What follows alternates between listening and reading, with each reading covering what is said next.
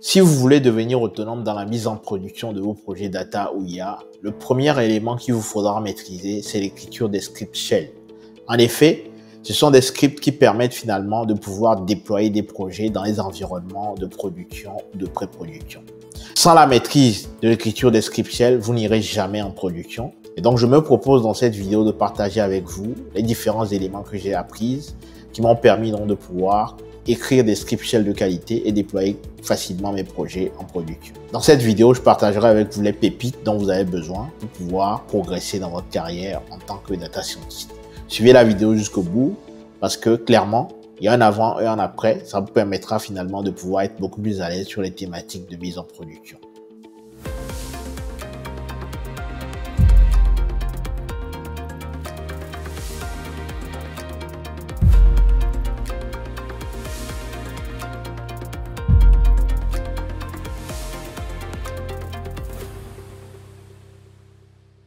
Salut à toi, bienvenue sur ma chaîne. Moi, c'est Espoir Badoun, je suis data scientist et sur ma chaîne, je partage avec vous 3 éléments.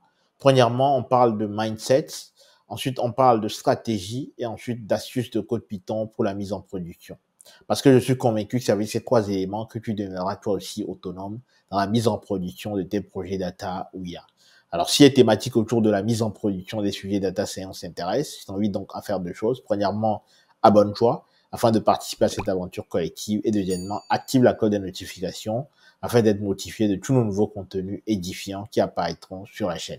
Je profite de l'occasion ici de te souhaiter la bienvenue parmi nous. Tu trouveras dans la barre de description un petit cadeau, c'est un petit livret qui se lit très rapidement qui te permettra de bâtir ton mindset sur les thématiques de mise en production. Alors, rentrons donc dans le vif du sujet. Le premier point ici, c'est le shebang.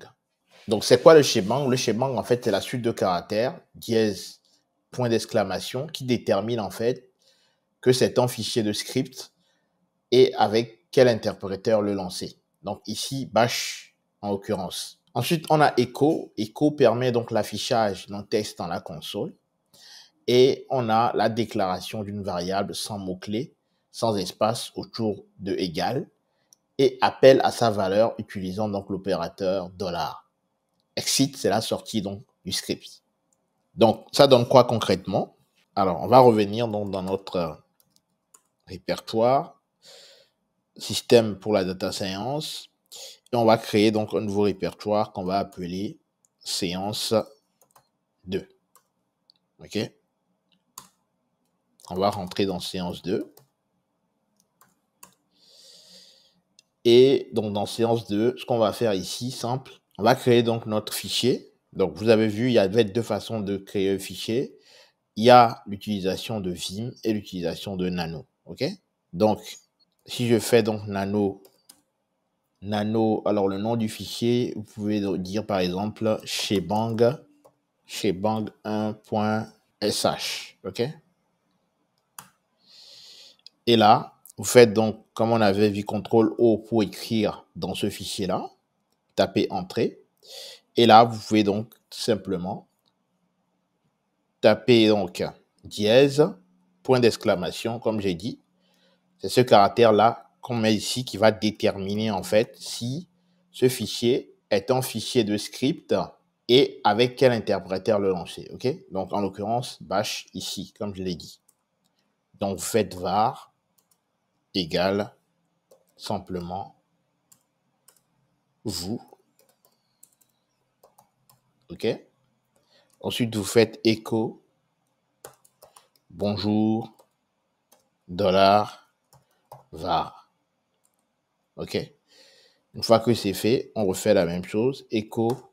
On avait vu qu'avec echo, on avait vu dans la première séance qu'avec echo, on pouvait donc soit déclarer le caractère avec des quotes ou sans quotes, ça va marcher quand même. Et echo permet donc l'affichage du test justement dans la console. Donc on va faire ça. Et puis exit va nous permettre donc de sortir du script. OK, donc ça c'est notre première script. Donc pour sortir de ce fichier, on va faire donc CTRL X et ensuite vous faites yes, vous tapez donc yes, OK, et vous faites entrer, OK. Donc là, Pour vous assurer que tout est OK, vous faites donc cat. On avait vu la fonction cat la dernière fois. Permet donc d'afficher le contenu donc d'un fichier. En l'occurrence, ici, on a chez bank.sh. Si je fais cat, il m'affiche tout ce que j'ai mis dans ce fichier sh. OK? Donc ça, c'est le shebang. Maintenant, le deuxième point ici, c'est le droit sur un fichier. OK? Le droit sur un fichier, c'est ce qui va vous permettre en fait de pouvoir exécuter ce fichier-là. OK? Dans les fichiers script du shell, on a besoin en fait de donner des droits et c'est avec ces droits-là que vous allez pouvoir donc exécuter le fichier en question. D'où l'importance du droit sur un fichier. Et donc avec donc l'option ls-l, le nom du script.sh, on a donc les informations suivantes. Donc si je fais ls-l chez bang1.sh, vous avez donc des informations suivantes. Ok, que veut dire ces informations-là? On va décrypter ça ensemble. Donc le premier caractère, c'est le fichier ou répertoire. Ensuite, on a les 3 triplets de caractères. Donc, chaque triplet correspond en fait dans l'ordre au propriétaire, au groupe et au public. Ok? Chaque caractère du triplet correspond à R, qui est le droit en lecture, à W, qui est le droit en écriture, et en X, qui est le droit en exécution. Ok? Et donc, le triplet RW-R-R-R, ok? C'est égal en fait au fichier non exécutable que tout le monde peut lire, mais que seul le propriétaire peut modifier. Donc, la traduction de ça là, c'est fichier non exécutable que tout le monde peut lire, mais que seul le propriétaire peut modifier. Voilà comment vous lisez en fait ces informations-là. Donc, première des choses à faire avec un fichier script shell, c'est de voir s'il y a des droits d'exécution de ce fichier-là. Ou encore, donc, si vous créez votre script, il faut lui donner des droits d'exécution pour pouvoir l'exécuter par la suite. OK? Et donc, c'est justement ce qu'on va voir dans le point suivant. Donc, la modification des droits. Alors, l'option Kmode pour dire change de mode, permet de modifier justement les droits de manière spécifique dans l'ordre à qui on ajoute ce droit-là, U pour l'utilisateur, G pour le groupe et A pour tout le monde. Si on ajoute plus point d'interrogation ou on enlève. Et enfin, le droit en question. Et donc, si personne ou R, si personne pour R ou X, 2 points pour tout le monde. Donc ici, pour donner donc le droit d'exécution à l'utilisateur, ok, il faut simplement faire mode pour change mode. Vous pouvez faire plus X, hein. Plus X en fait va rajouter finalement le droit d'exécution à ce fichier-là, ok. Donc chez Bang 1.sh. Ok. Maintenant, si je fais ls-l de chez Bang, normalement, vous voyez, c'est passé en rouge ici. Ok. Et vous avez vu qu'il y a un X qui va s'ajouter. C'est le X que moi, je lui ai demandé de rajouter. Ok. C'est ça qui s'est rajouté ici. Ici. Ici. Et ici. Ok. Donc, je récapitule ici pour un fichier script shell. La première des choses est de vérifier les droits qui ont été attribués à ce fichier script shell. Ensuite, de voir si exactement ce fichier est exécutable ou pas. S'il n'est pas exécutable, grâce à l'option change mode, vous allez pouvoir venir rajouter l'option plus X qui correspond donc au fait d'exécuter ce fichier-là, au droit d'exécution de ce fichier-là. Ensuite, comment concrètement on va venir modifier les droits? De manière globale, un droit, c'est égal à une valeur en puissance de 2. OK? R égale à 4, W égale à 2 et X égale à 1. Une configuration égale à la somme des valeurs. Donc, R-, égale à 4. R-X égale à 5. R-WX égale à 7. OK? Et donc, un triplet de valeurs entre 0 et 7 est égal en fait à une liste de droits, simplement. Donc, 600 égale à lecture / écriture pour le propriétaire et rien pour les autres. 555 égale à lecture exécution pour tous, avec écriture pour propriétaire. OK? Donc, si je fais mode 600, le nom d'un fichier, vous savez exactement que je suis en train de dire lecture, écriture pour le propriétaire, rien pour les autres. Ensuite, si je fais change mode 555, le nom du fichier, ça veut dire lecture, exécution pour tous, avec écriture pour le propriétaire. Ensuite, comment on exécute justement ce fichier-là? Eh bien, c'est simple. On l'a vu, donc l'exécution, c'est avec mode plus X et vous donnez le nom du fichier en question. OK? Et là, maintenant, une fois que ce fichier est maintenant exécutable, on l'a vu, il faut maintenant l'exécuter. Donc, comment on le fait? En faisant donc l'option /, le nom que vous avez donné donc à votre script shell, et vous faites / shebang 1.sh. Et voilà ce qui affiche à l'écran. OK? Bonjour à vous. Bonjour à vous qui correspond en réalité à ce qu'on lui avait dit ici. OK? Si je fais cat shebang.sh, c'est ce script-là. J'initialise donc la variable à vous. Je fais echo bonjour, la variable, et donc ça me fait bonjour vous. OK? Bonjour vous qui apparaît ici à l'écran. C'est le premier. Non. Sans les côtes, et le deuxième, en fait, avec les côtes. Et ensuite, je sors du script. Voilà comment on écrit simplement un script shell. Maintenant, si on a envie d'interagir donc avec un utilisateur, c'est là qu'intervient donc la notion de read. Ok, read, en fait, c'est l'option qui va vous permettre de lire les valeurs entrées au clavier et les stocker dans une variable. Donc, je vais créer donc un fichier avec nano toujours que je vais appeler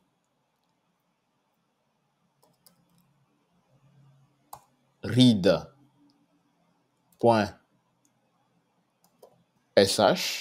ok? Et là, CTRL O, je fais entrer.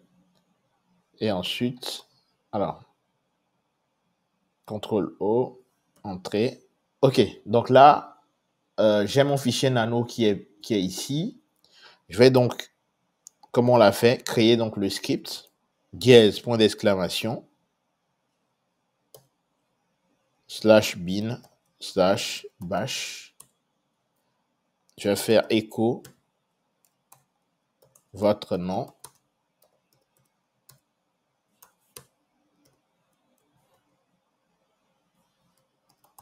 Read, var. Ensuite, echo, bonjour, $, var. OK? Donc, l'option read va nous permettre de lire les valeurs qui vont être entrées au clavier et va les stocker du coup dans la variable var, très simplement. OK? Donc, je vais enregistrer ça. Pour ça, je fais donc, pour quitter, donc je fais CTRL X. Ensuite, je fais un yes et je fais entrer. OK? À chaque fois, vous devez vous convaincre que ça a bien enregistré votre script et donc vous devez faire cat read.sh. Alors, je fais ls. Donc, rm-r, le nom du fichier pour l'exécuter. rm-r, read. Voilà. Donc là, je recrée donc mon fichier nano read.sh. Et ici, je tape les commandes.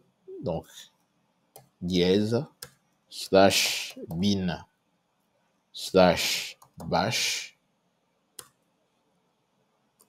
Ensuite, je viens ici, donc il n'y a pas d'espace. Je vais essayer d'enlever l'espace ici. Voilà, ensuite je viens là. Je fais echo votre nom. Et ensuite, je viens ici, je fais read var. Echo.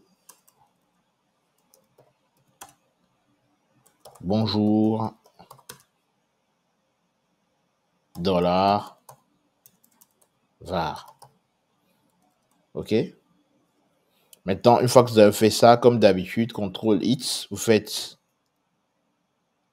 yes et vous faites entrer. OK? Donc, pour voir si tout est OK, vous faites 4 read.sh et là, on voit bien le truc apparaître. Que fait ce script? C'est simple. Read permet de lire les valeurs entrées au clavier et les stocker donc dans une variable. Ici, en l'occurrence, dans var. Donc, ce que vous pouvez faire, vous pouvez donc exécuter pour vous en convaincre. Vous exécutez. Si j'exécute, qu'est-ce qui va se passer selon vous? Dites-moi ça dans les commentaires, je veux le savoir. Mettez sur pause et dites-moi dans les commentaires ce qui va se passer. Si j'exécute directement, ./read.sh, qu'est-ce qui va se passer? Dites-moi ça dans les commentaires. Si vous avez bien compris tout ce qu'on a fait depuis le début, vous devez être capable de répondre à cette question. Dites-moi ça dans les commentaires. Ok, parfait. Donc, si je fais ça, vous voyez, il me dit que la permission, j'ai pas la permission. Donc, comme ce que je vous ai expliqué, à chaque fois que vous écrivez un script shell, vous devez donc lui attribuer les droits d'exécution pour pouvoir l'exécuter. Ok? Ce qu'on va faire ici, donc faites simplement mode plus x et read.sh. Ok? Et là, maintenant je peux faire ./read.sh et normalement ça va marcher. Ok? Donc là, vous voyez que l'option read me permet donc du coup de pouvoir saisir des valeurs dans le terminal. Et grâce à ça, donc, il va le stocker dans la variable var. Et avec ça, donc, pouvoir donc exécuter mon script bonjour, le nom de la variable, le nom de ce que j'ai tapé qui a été stocké dans la variable var. C'est simple. Maintenant, avec le paramètre p, on pourra donc du coup permettre l'affichage donc du texte. Ok? Donc, ce qu'on va faire, c'est, je vais recréer donc un nouveau fichier. Donc, je vais l'appeler donc cette fois-ci read option p.sh. Ok? Voilà. Je vais donc créer mon script. Toujours le shebang. /bin /bash. Ensuite, je fais read-p, votre nom. OK? Deux points. Donc, deux points. Var. Ensuite, je fais echo. Alors, pas d'espace. Echo, bonjour. $, var. OK? Donc là, ça, c'est ça. Je vais faire donc commande C. Donc comme d'habitude, je fais CTRL X. Et là, je fais yes, je quitte. Okay? Vous pouvez donc toujours vérifier en faisant read option SH. Et là, vous voyez donc que ça a été bien enregistré. OK? Donc, comme d'habitude, ici, vous rajoutez un droit d'exécution à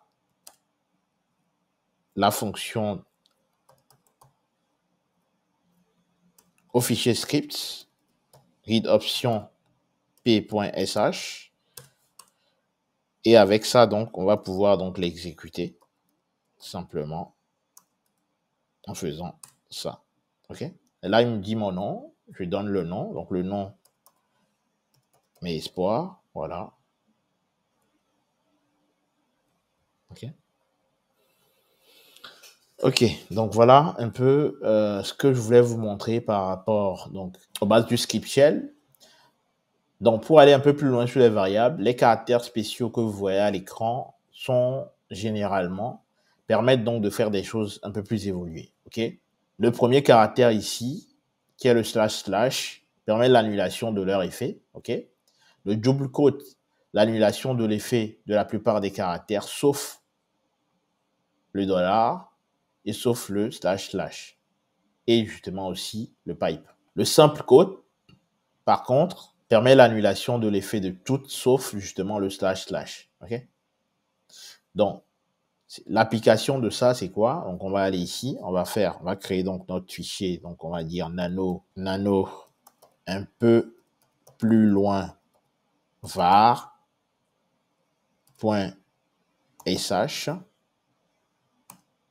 Donc, on a donc notre dièse, point d'exclamation, /bin, /bash. On fait ceci est un commentaire. Ensuite,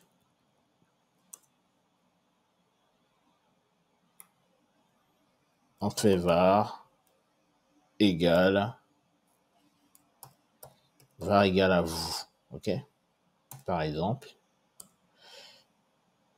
Ensuite, on fait echo. Bonjour. Dollar. Var.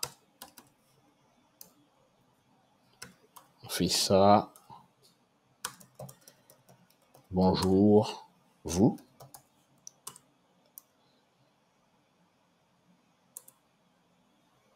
On fait la même chose. Donc, echo. Bonjour. On a l'option donc slash qu'on viendra ici faire comme ça. Voilà. Et dollar. Var. OK? On va juste copier ça. Monter pour aller un peu plus vite. Voilà. Donc, bonjour, dollar. Voilà. OK? Donc, vous voyez, donc, que fait donc cette, si vous avez bien compris, que va faire cette ligne-là? Si vous avez bien compris, que va faire cette ligne? Et cette ligne? Dites-moi ça dans les commentaires. Que vont faire ces deux lignes-là? Maintenant que c'est fait, je vais enregistrer le fichier et je vais l'exécuter. On va voir ensemble si vous avez bon. Donc, toujours vérifier si on est bon. Voilà, on est bon. Ensuite, je vais donner le droit d'exécution à ce fichier-là. Ls. Voilà. Et ensuite, je vais donc du coup exécuter ce fichier-là. OK? Je l'exécute. Et là, vous voyez. Donc, ce qu'on a vu en fait, c'est que quand vous mettez donc cette option-ci, OK, l'option, on va commencer par ça. Si vous mettez l'option, ces deux options, ça va annuler en fait l'effet de $. OK? Ça permet d'annuler vraiment l'effet de $. OK? Annulation de l'effet. OK? Donc ça, c'est ce que fait justement cette double slash ici. C'est d'annuler donc l'effet de $var. OK? Voilà pourquoi, quand on l'exécute, on a bonjour slash qui apparaît ici. OK?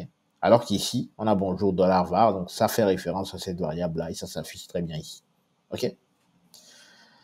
Donc voilà un peu un petit exemple. Donc on peut aussi limiter donc une variable. Donc pour ça, je vais donc cleaner le terminal et je vais faire donc du coup nano limitation variable. On va voir ce que veut dire ces termes de limitation de variable. .sh. Je rentre. Ensuite je fais $ slash bin slash bash. Ensuite, je fais user égale fhg. OK. Je peux mettre, non, user égale ESP, par exemple. Ensuite, je fais echo dossier personnel, slash home slash $. Ensuite, l'accolade. OK. L'accolade, user. Ensuite, je ferme l'accolade. Slash document. Slash document. Slash. Et là, je ferme.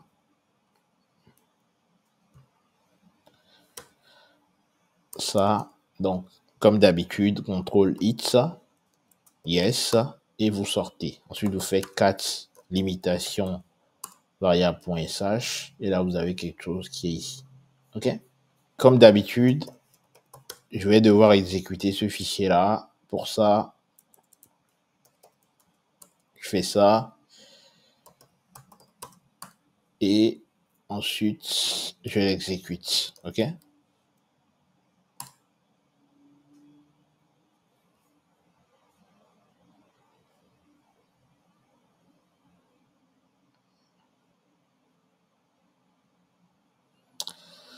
Donc là, voilà un peu ce que ça fait. Donc si je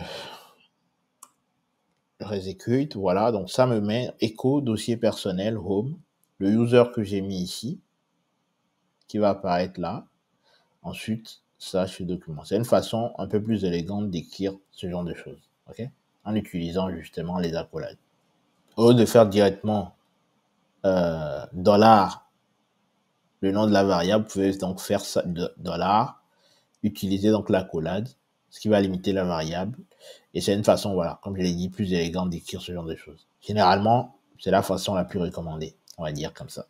Ensuite, on va vouloir affecter du coup des valeurs à une variable. OK? Pour ça, il y a donc l'habitude finalement d'écrire des scripts. Hein. Ça va vous aider aussi dans votre façon de travailler.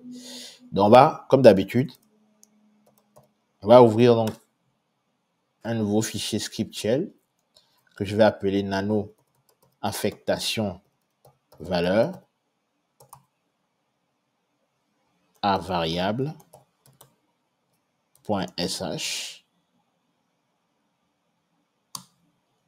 Et là, je vais faire A égale à 12, B égale à $A plus 2. Ensuite, je vais faire echo A égale à $A. Ensuite, je vais faire B égale à $B. Ensuite, je vais faire affiche A égale. Donc déjà, vous pouvez mettre sur pause et me dire ce que va donner donc ces résultats. A va afficher combien et B aussi va afficher donc combien. Dites-moi ça, dites-moi ce que ça va donner en fait dans les commentaires. Pause et comme d'habitude, dites-moi ça dans les commentaires. Ok, on va voir ce que ça va donner. Je vais rien mettre ici, on va l'exécuter, on va voir ce que ça va donner. Ok. Donc, comme d'habitude, je vais sortir d'ici, donc CTRL X, yes, entrée. Là, comme d'habitude, prenez l'habitude de faire ce genre de choses. Donc, cat, affectation, voilà. Voilà, si je fais less, vous voyez que normalement, affectation n'a pas le droit. En fait, donc, on l'a vu, c'est ls-l pour voir si affectation a bien les droits. Ok, il n'a pas de droit de hits ici. Il n'y a pas de hits qui est ici. Donc, du coup, nous, on va devoir lui donner le droit. Et la commande à faire, comme on le fait depuis le début, vous l'aurez sans doute deviné, c'est commode hits plus hits affectation variable. Ok. Et là, c'est cool. Si je fais ls-l, ça me donne donc, vous voyez bien que j'ai le hit qui apparaît maintenant partout. Ok. Maintenant que vous avez fait l'exercice, vous savez à peu près ce que ça va donner. Ben, on va exécuter pour voir si vous avez bon. Ok. Donc, affectation variable sh. Voilà. A égale à 12 et B égale à 12 plus 2. Ok. A, on l'a initié à 12. Ensuite, on a dit B égale à $A plus 2. $A fait référence au contenu donc, de la variable A. Et donc, du coup, c'est le contenu de la variable A, c'est 12. Donc, on fait 12 plus 2. On obtient donc, du coup, ce qui s'affiche donc à l'écran. Maintenant, on peut évaluer donc une expression entière avec donc la commande suivante. OK? Je vais créer donc un fichier. OK? Et vous allez voir comment on peut évaluer cela. Donc, je vais faire nano, évaluation, expression, entière. OK? .sh.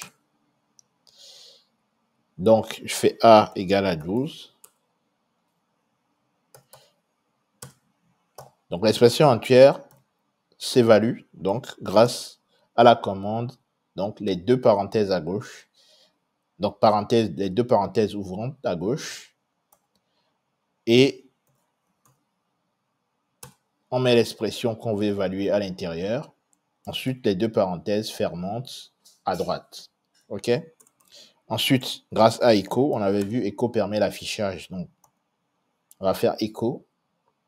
A égale à $A. Et puis, virgule, B égale à $B. On va encore faire l'exercice. Dites-moi que va donner cette expression. OK? En sachant que la parenthèse ouvrante et la parenthèse fermante permettent d'évaluer donc une expression entière. Dites-moi ce que ça va donner. Alors, j'ai déjà un peu spoilé avec A. Dites-moi ce que B va donner. A, c'est bien A égale à 12, ici, parce que A prend la valeur $A, c'est-à-dire le contenu de la valeur A. Et B va donner quoi du coup? Puisqu'on a mis B donc à l'intérieur de cette expression, et on a dit que cette expression permet donc d'évaluer donc une expression entière. Dites-moi ce que ça donne. Pause et on fait l'exercice. Maintenant que vous avez fini, donc CTRL Hit, yes, et on sort. Ensuite, on donne donc le droit d'exécution au fichier. Ensuite, /. Et là, vous avez bien A égale à 12, B égale à 14, parce que l'expression parenthèse, double parenthèse ouvrante, double parenthèse fermante permet d'évaluer l'expression qui est donc en son sein. OK? Et donc, on va poursuivre. L'option LED permet donc d'affecter aussi des valeurs en évaluant s'il y a calcul ou non. OK?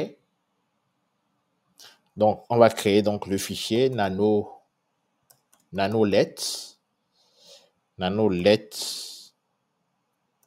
expression. OK? .sh. Fait let A égale à 12. Let B égale à $A plus 2. Ensuite, echo A égale à $A. B égale à $B. Ensuite, que va me donner ça? Sachant que let permet d'affecter aussi des valeurs en évaluant s'il y a le calcul, bien évidemment. Que va me donner ça? Pause et allez-y, comme d'habitude. Ensuite, moi, pour ma part, je vais sortir d'ici, donc CTRL X, majuscule yes, entrée, 4 pour vérifier si tout est OK. Ensuite, mode plus X, ça suffit, de let expression.sh. Ensuite, je nettoie le terminal. Et là, je fais / let entrée. Et là, vous voyez donc que B égale à 14 parce que let permet d'affecter des valeurs et évalue justement dans le cas où il y a calcul. Et ici, en l'occurrence, il y a calcul puisqu'on affecte le contenu de la variable A qui a été déclarée initialement. On lui affecte donc l'ajout donc de la valeur 2, ce qui nous fait donc en tout 14. Les éléments que vous voyez ici, ce sont donc les variables de script. OK? $0 veut dire le nom du script. $1, $2, jusqu'à tout ce que vous... Enfin, $1, $2. Donc, à chaque fois que vous incrémentez de valeur, c'est premier, deuxième, jusqu'au nombre de valeurs que vous donnez, en fait. Donc, c'est le paramètre de la ligne de commande. OK? $étoile veut dire tous les paramètres dans une seule chaîne. $arrobase veut dire tous les paramètres dans une liste. $dièse veut dire le nombre de paramètres sur la ligne de commande. Dollar tiret veut dire les options du shell. Dollar, point d'interrogation, c'est le code de retour de la dernière commande. Dollar, dollar, c'est le PID, donc l'identifiant de processus du shell.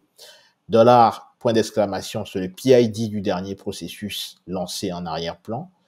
Et ensuite, dollar, tiré du 8, c'est le dernier argument de la commande précédente. OK?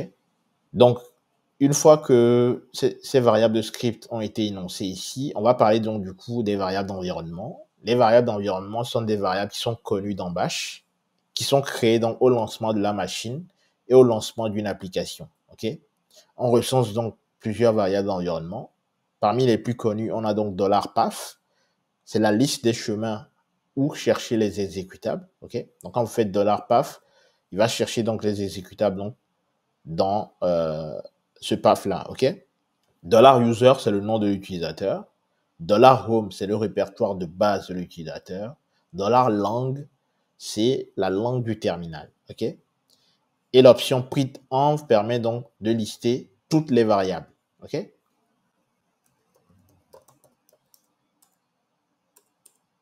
Vous voyez, quand je fais printf ici, ça me liste toutes les variables qui sont présentes. OK? Donc voilà, on a bien lang ici qui est là, user qui est ici, etc. OK? Donc printf va lister toutes les variables que vous avez. Ensuite, on a les structures conditionnelles. Les structures conditionnelles, c'est exactement comme dans les langages. On va utiliser donc les opérateurs comme if, then, else et fi pour terminer. OK? Il y a aussi l'existence de l'opérateur elif pour enchaîner plusieurs conditions et expressions réalisées. Les conditions sont à mettre entre crochets, voire donc entre deux crochets. Cette structure donc est à maîtriser parce que vous allez l'utiliser souvent pour écrire des scripts shell. Donc plusieurs opérateurs de test existent. Donc on a la comparaison de valeurs, d'égal.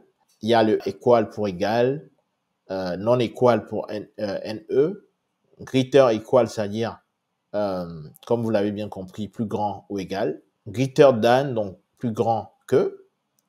Less, donc LE, donc less equal, donc c'est plus petit ou égal. Et donc LT, donc c'est pour less, voilà, si c'est plus petit, ok? Pour less than, hein, less than et greater than. Les opérateurs logiques, on a A pour et, O pour ou, et le point d'exclamation pour non. L'existence, pour voir si un fichier existe, c'est le E. Pour voir si un répertoire existe, c'est D, ok? Pour voir la taille d'un fichier, bien c'est N ou Z si la chaîne de taille est nulle. Donc, pour voir si la chaîne de taille est nulle, vous faites N ou Z, simplement. Ensuite, on a la structure conditionnelle. Case, c'est donc l'utilisation des opérateurs case, in et exact pour finir. Et donc, vous finissez avec les commandes point virgule, de point virgule. Le choix possible suivi donc de la parenthèse puis des lignes à exécuter. Ensuite, on a l'opérateur pipe pour combiner plusieurs choix possibles sur une ligne. Et la parenthèse fermante, c'est le choix par défaut. C'est la structure qu'il faudra maîtriser pour les cases, les structures conditionnelles. Ensuite, on a les structures itératives, donc le for, utilisateur des opérateurs for, in, do et dan, possibilité de définir une liste de A à B, avec donc entre accolades A, 2 points A jusqu'à B. Okay? Donc, exemple 0, point jusqu'à 5, c'est pour aller de 0 à 5. Ensuite, on a donc for. Donc, la syntaxe, c'est ça, un for variable in list, do. Mettez la ligne de commande et ensuite dan pour finir. Il y a aussi la possibilité d'écrire, donc, d'utiliser l'écriture de ls pour naviguer donc dans les fichiers et répertoires. La recherche dans le répertoire de lancement du script par défaut. Ensuite, dans la structure itérative, dans ce cadre-là, vous allez utiliser while et until. Utilisation des opérateurs while, until, do et dan. Donc, while continue si la condition est vraie. Until continue si la condition est fausse. Les opérateurs break vont permettre donc du coup de stopper la boucle et continue pour la reprendre. Voilà un peu la syntaxe de while. Et la syntaxe de until, do et dan. Ensuite, une fonction, c'est une bloc d'instruction qui est déclarée avec function ou non d'ailleurs. Et c'est quelque chose qui est à écrire avant leur appel. C'est définissable partout, même dans un sous-bloc de type for ou if. Déclarable sur une seule ligne avec des opérateurs point virgule après chaque instruction. Ensuite, les paramètres de fonction. Il n'y a pas de définition des paramètres dans les parenthèses. Et appel, donc, sans les parenthèses. Utilisation, comme pour les scripts, des variables $1, $2 jusqu'à la fin. Et le $n dans une fonction référence. Le n supérieur, paramètre de cette fonction, il n'y a pas de script, sauf $0 dans une fonction, reste le nom du script lancé. Ensuite, la manipulation des chaînes dans une variable. La longueur de la chaîne, c'est $var. Et donc, comme vous pouvez le voir ici, A égale à bonjour, écho $. Faites le écho $dièse A. Ça va afficher donc la longueur de cette chaîne-là. OK? Donc, c'est $var. Donc, c'est $ dièse. C'est $accolade dièse var. OK? Pour aller très vite. On fera un exercice d'application. Ne vous inquiétez pas. Ici, on défile juste les commandes de base pour que vous ayez donc une idée globale et ensuite on rentrera en détail au fur et à mesure donc, de cette série-là. Ensuite, l'extraction des caractères de début de chaîne, c'est $var, $deb, $lon. C'est pour dire variable, le début et la longueur. OK? Premier caractère à la position 0. Ensuite, $var jusqu'à 2 points jusqu'au début. C'est pour avoir donc de début jusqu'à la fin. Dollar accolade var 2 points long pour avoir du début sur long caractère. OK? Sur le début jusqu'à la longueur du caractère. OK? Donc, que vont donner ces expressions-là? Mettez-moi ça dans les commentaires. A égale à bonjour. Écho $A 2.1, 2.3, accolade. Écho $accolade A 2.4 et écho $accolade A 2.2.4. Que vont donner ces valeurs-là? Dites-moi ça dans les commentaires. Mettez sur pause et dites-moi ça dans les commentaires. Vous verrez donc la capture d'écran, du coup, avec le résultat. Ensuite, la manipulation des chaînes dans une variable. L'extraction à partir d'un pattern, donc $accolade var dièse pattern. Le premier élément correspondant pris en compte. Donc, $, pour chercher le dernier élément correspondant. De 0 à n, comme dans ls. Point d'interrogation, c'est un seul caractère. Le double crochet, c'est plage. C'est la plage, en fait, de valeurs. Ensuite, l'accolade E1, E2 jusqu'à la fin, c'est la liste des éléments. OK? Donc ici, je vais créer donc un nouveau fichier, nano manip chaîne.sh. Je vais dire A égale à bonjour. OK? Ensuite, je vais dire echo $ accolade. Donc, on va mettre tous ces accolades là. OK?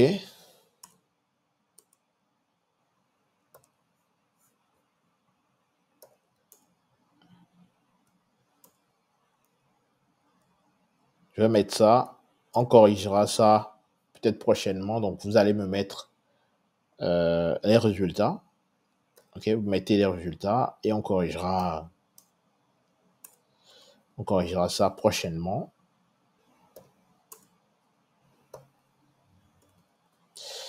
OK, donc là, c'est bon. Qu'est-ce qu'on peut faire? Ici, on a la manipulation des chaînes. Donc là, ça va nous permettre de remplacer en fait une sous-chaîne par une autre dans une chaîne. OK? Donc, vous avez donc $var / pattern / remplacement. OK? Donc, on avait dit le double slash à la place du premier slash pour remplacer toutes les occurrences, uniquement la première sinon. Pattern peut donc avoir les caractères spéciaux. Donc, s'il n'y a pas de remplacement, suppression de la sous-chaîne. Ensuite, dièse plutôt à mettre en début de pattern pour garder le début de la chaîne uniquement. Et puis le pourcent à mettre au début du pattern pour regarder la fin de la chaîne uniquement. Donc, pourcent à mettre au début du pattern pour regarder la fin de la chaîne uniquement. Et dièse à mettre au début du pattern pour regarder le début de la chaîne uniquement. OK? Donc, on a A qui est bonjour. Ensuite, on a echo $ A/jour/soir. Ensuite, on a echo $A/0/O. OK? Donc ça, je vais essayer donc de le rajouter aussi pour que vous ayez des exemples complets. Et prochainement, on corrigera tout cela. Corrigera, je vous mettrai donc les captures d'écran des réponses. Mais je pense qu'avec normalement ces règles-là, vous devez avoir en fait des bonnes réponses à chaque fois.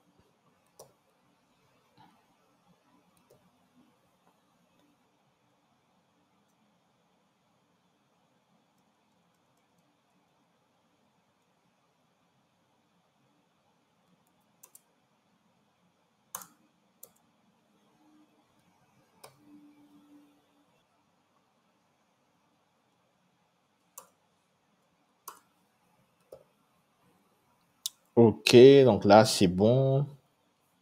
Je crois que j'ai ce qu'il faut. J'ai ce qu'il faut. Je vais donc quitter ça en faisant, comme d'habitude, CTRL X. Yes. Et je sors. Je lui donne donc plus X manip chaîne SH. Voilà. Ok, donc ensuite, comment on boucle sur une chaîne de caractères? C'est comme vous le voyez à l'écran ici. Si il y a un espace qui est présent dans la chaîne, on boucle sur chaque mot. Ok, c'est ça ce que ça veut dire. Tout ça, dites-moi ce que ça donne. On corrigera peut-être progressivement. Ensuite, si un autre séparateur existe, par exemple, virgule, on peut donc remplacer par un espace. Ok. La commande Shift permet de décaler les paramètres vers la gauche en supprimant donc le premier. C'est ce que fait Shift. Vous pouvez tester donc, vous pouvez donc réaliser des textes possiblement sur le nombre de paramètres restants, donc avec donc l'expression $dièse. Ensuite, on a les tableaux. La déclaration d'un tableau avec des parenthèses sont des éléments séparés donc par un espace. Ensuite, l'indexation, c'est avec crochet. Le arrobas, c'est pour tous les éléments. Et puis l'affectation qui est possible avec indexation sans consécutivité obligatoire. Donc, je vous donne ici des exemples de ce que ça va donner. Vous voyez l'exemple qui apparaît ici. Ensuite, il y a des codes d'erreur en sortie. Donc, l'ajout d'un code de sortie de la fonction exit uniquement entre 0 et 255. Les codes à définir, à indiquer donc dans la partie commentaire du script. C'est très utile lorsqu'on fait un code compliqué. Et par convention, 0 indique une sortie sans erreur. Les codes réservés donc, sont donc 1, 2, 126, 127, 128, 130 et 255. OK? Donc voici un exemple hein, de tout ce que j'ai dit précédemment. Et donc, pour finir, la structuration classique d'un script, c'est ce que vous voyez apparaître à l'écran. Donc, premièrement, le shebang, ensuite les commentaires introductifs au programme, le détail du fonctionnement du programme, la présentation donc, des paramètres du script, la gestion de l'appel, le test que tout est OK, donc sortie avec erreur sinon, les paramètres présents, est-ce qu'ils sont bien écrits ou pas, les fonctions utiles, définition des fonctions servant dans les scripts, le corps principal, c'est-à-dire le cœur du script, et ensuite la fin. Donc, en ce qui concerne la fin, l'écriture des fichiers ou l'affichage dans la colonne, dans la console, excusez-moi, et ensuite la sortie du programme avec exit. Donc ça, ce sont les exercices que vous aurez à faire, ok, pour manipuler donc en amont cela.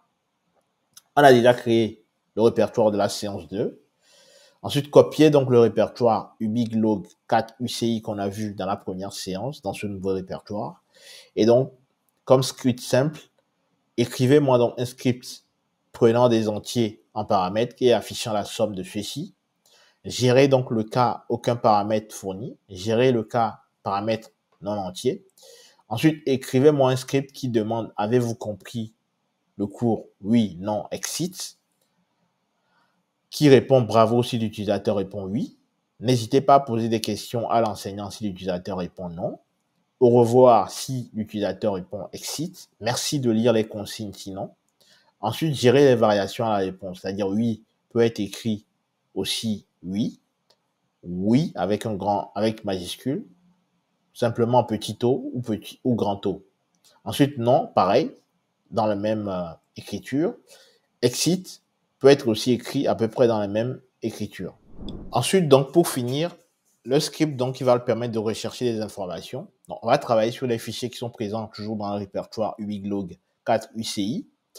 Donc, vous allez donc faire un script qui demande à l'utilisateur un numéro d'individu de 1 à point d'interrogation et qui vérifie que celui-ci existe bien dans la liste des répertoires. De plus, le script nous indiquera si cet individu est un homme, c'est-à-dire avec grand M dans le nom, ou une femme avec grand F donc, dans le nom. Complétez ce script pour demander une date à l'utilisateur. Le script indiquera s'il y a bien un fichier de log pour ce jour-là et cette personne. Ensuite, complétez encore le script pour pouvoir passer en paramètre les deux informations avec le formalisme suivant, c'est-à-dire i12 pour tester si l'individu 12 existe et d 2014-01-11 pour tester si la date existe pour cet individu. Si l'option i n'est pas utilisée, alors message d'erreur. Gérer les appels, c'est-à-dire si pas de paramètres, demande de l'utilisateur puis de la date. Si juste utilisateur i, affichage pour dire si c'est un homme ou une femme, puis demander donc la date. Si utilisateur i et date d, affichage pour dire si c'est un homme ou une femme et dire si la date existe. Ensuite, script d'extraction, c'est-à-dire toujours dans le même répertoire, ubiglog 4 UCI, on veut faire un script qui va concaténer tous les logs dans un seul fichier JSON avec le format suivant. Les fichiers logs sont formatés avec un littéral JSON par ligne, comme l'indique donc l'image ci-dessous. Ensuite, vous allez donc transformer le tableau JSON. Il faut donc encadrer ces lignes par des crochets et mettre donc des virgules entre chaque ligne, comme ci-dessus. À faire donc, créer un script permettant de concaténer toutes ces informations dans un seul fichier avec le formalisme vu ci-dessus. Le nom du fichier par défaut en sortie.json. La modification du script pour pouvoir indiquer le nom du fichier à écrire. Le paramètre O suivi du nom de fichier à écrire. Et ensuite étendre ce script à la possibilité de demander, de n'extraire que les lignes correspondant du coup à une certaine recherche similaire à celle faite avec grep. L'utilisateur indiquera donc comme paramètre S suivi du critère de recherche syntaxe grep, et ce qui donc met fin donc à ce que vous avez à faire pour la prochaine fois. On corrigera ça donc dans la prochaine séance. J'espère que cela vous a plu. Comme d'habitude, mettez-moi des commentaires, likez, partagez afin qu'un maximum de data scientists puissent en profiter. Petit disclaimer, je remarque qu'il y a énormément de gens qui regardent la vidéo, qui aiment probablement ces contenus, mais qui ne s'abonnent pas. Et donc, si vous voulez me soutenir, faire en sorte que je puisse produire de plus en plus ce genre de contenu, eh bien, abonnez-vous afin justement de pouvoir soutenir le travail que j'effectue. D'ici là, portez-vous bien donc. Je vous donne donc rendez-vous très prochainement pour un nouveau contenu tout aussi édifiant. Salut!